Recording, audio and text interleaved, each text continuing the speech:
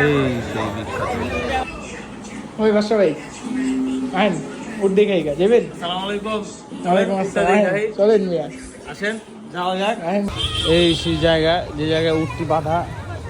আমার সাথে আসছে ভাতিজা, সাব্বির ভাই, ভাবি, ওই যে জিদান আছে, আরো আছে অনেকজন আইছে, জিদান আইছে, ভাতিজা আইছে, তারপর এই সেই বিখ্যাত উট, প্রচন্ড ভিড়।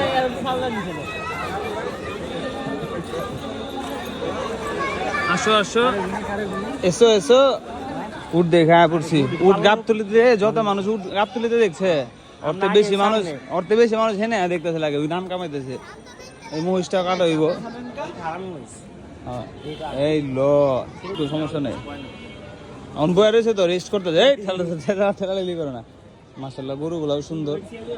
একটা একটা কষের দোকান, উনি গরুগুলো আইনা এইখানে রাইখা সেল করে। কিন্তু উটের লেগে অনেক মানুষ হয়েছে অনেক। আর এটা তো কমই, দিন দুপুরে আরো বেশি মানুষ হয়।